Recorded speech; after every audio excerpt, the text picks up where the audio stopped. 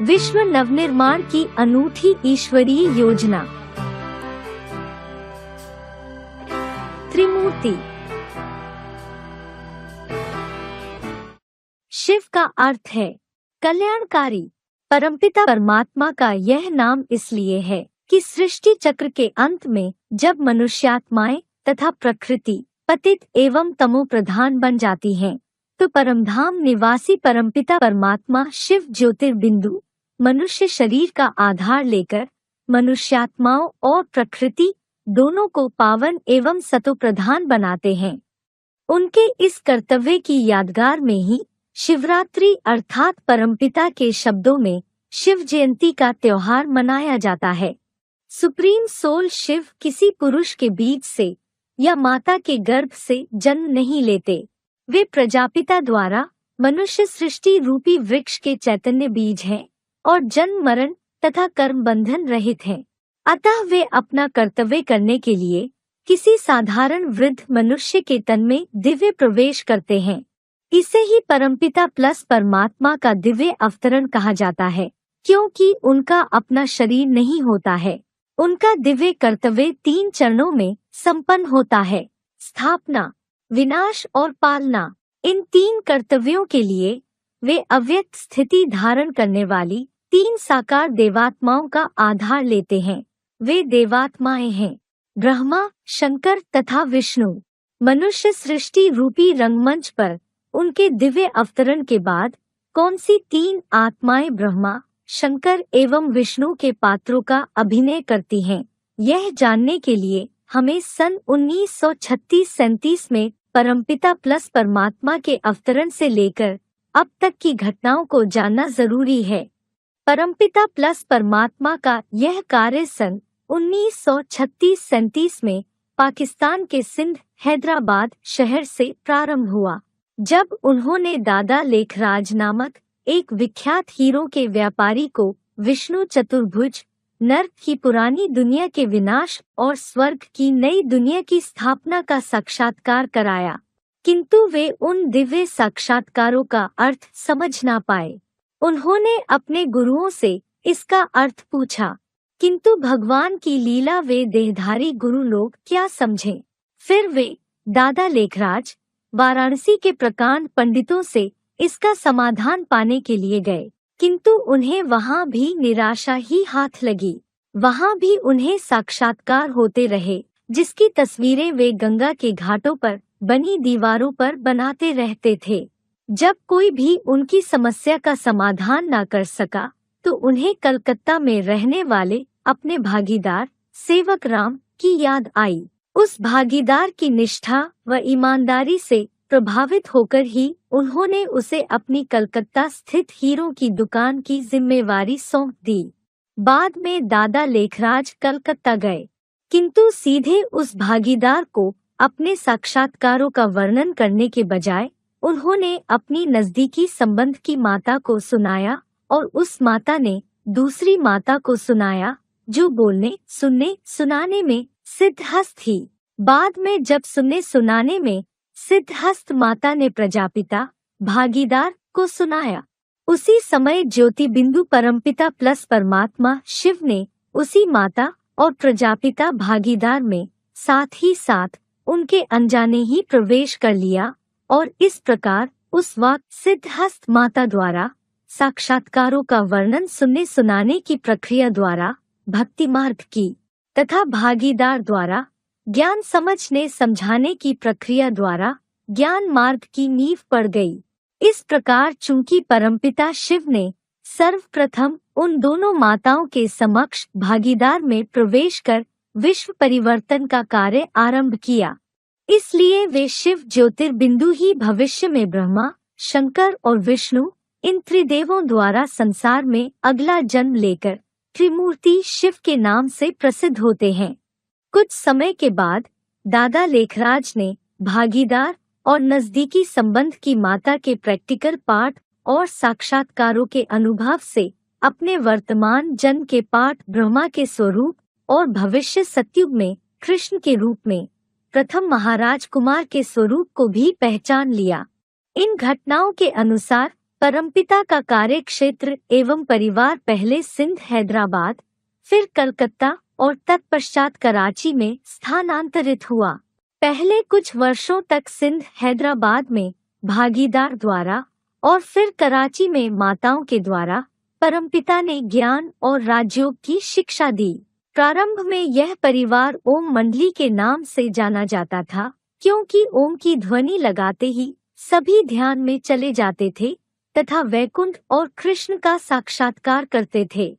संयोगवश सन 1946-47 तक परमपिता प्लस परमात्मा के इस अलौकिक परिवार के 3 सदस्यों भागीदार, आदि माता तथा नजदीकी संबंध की माता का देहावसान हो गया।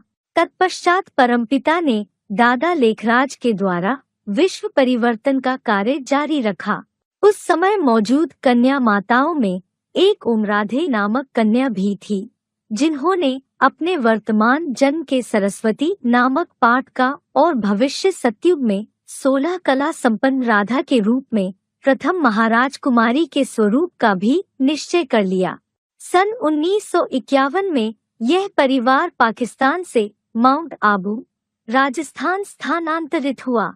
इसी दौरान ओम मंडली का नाम ब्रह्मा कुमारी ईश्वरीय विश्वविद्यालय पड़ा और प्रचार प्रसार आरंभ किया।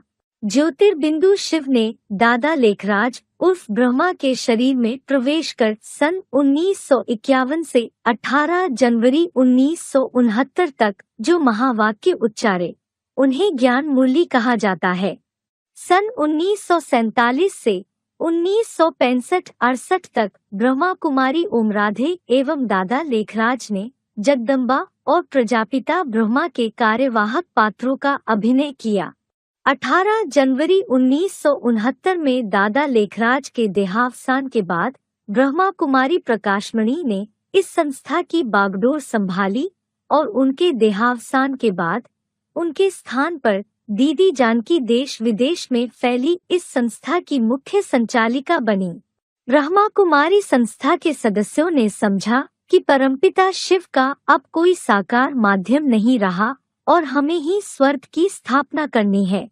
माता पिता के रूप में परमात्म पालना के बिना इस ईश्वरीय परिवार की वही स्थिति हो गई जैसे कि लौकिक दुनिया में माता पिता के देहावसान पर अनाथ बच्चों की होती है। संस्था के सदस्यों की संख्या में तो उत्तरोत्तर वृद्धि हुई, किंतु उनकी गुणवत्ता वह नहीं थी जो संस्था के शुरुआत के वर्षों में परमात्म पालना पाने वाले वत्सों की थी। जिस प्रकार बुरे व्यक्तियों के संग से मनुष्य खराब हो जाता है, उसी प्रकार सदा पावन एवं कल्याणकारी शिव के साकार साथ के बिना पतित आत्माएं पावन भी नहीं बन सकती। अतः दादा लेखराज ब्रह्मा के देहावसान के पश्चात सृष्टि पर स्वर्ग स्थापन करने के अपने अधूरे कर्तव्य को पूरा करने के लिए परमपिता प्लस परमात्मा ने पुनः उन्हीं आत्माओं का आधार लिया जिन्हें आदि सन 1936-37 में चुना था। वही भागीदार, आदि माता तथा नजदीकी संबंध की माता, जिनके द्वारा यह परमात्म कार्य आरंभ हुआ था और जिनका सन 1946-47 से पहले देहावसान हो गया था, पुनः अपने अगले जन्म या शरीर में भिन्न नामरूप के साथ इस ब्रह्मा कुमारी संस्था के सदस्य बनते हैं।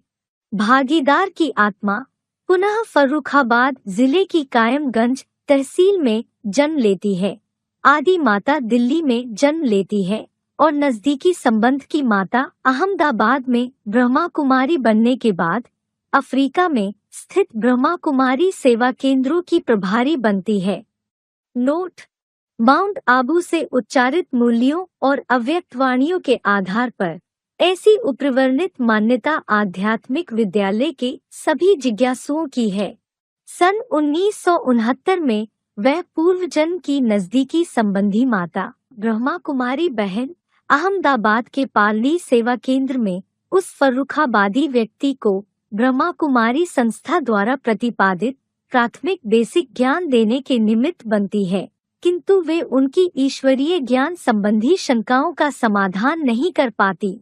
संस्था के मुख्यालय में रहने वाले वरिष्ठ भाई बहन भी इसमें विफल रहे और इस बहन ने शंकाओं के समाधान हेतु उन्हें उन सभी ज्ञान मूल्यों की मुद्रित प्रतियां पढ़कर लौटाने हेतु देती रही, जो परमपिता शिव ने दादा लेखराज ब्रह्मा के द्वारा उच्चारी थीं।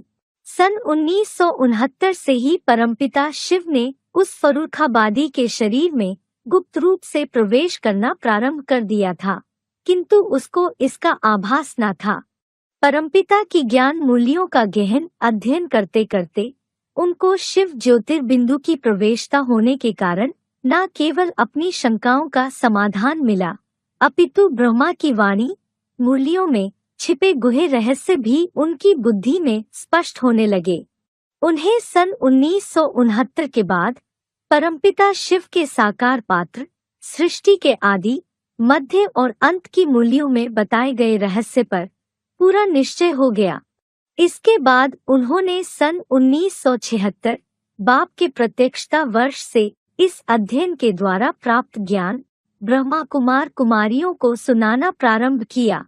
न ब्रह्मा कुमारी बहनों और न ही संस्था के तथाकथित वरिष्ठ भाई बहनों ने उनके निष्कर्ष को स्वीकार किया, बल्कि उन्हें उससे रोकने के प्रयास जोर शोर से शुरू कर दिए। किंतु परमपिता शिव को तो सृष्टि पर प्रत्यक्ष होना ही था।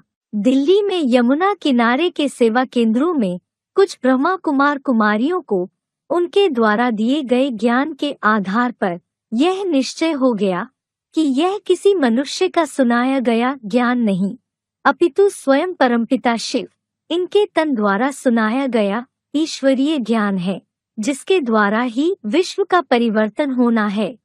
इस प्रकार परमपिता के मुकर्रर रथ की अलौकिक ब्राह्मणों की दुनिया में सन 1976 से दिल्ली में प्रत्यक्षता प्रारंभ हुई।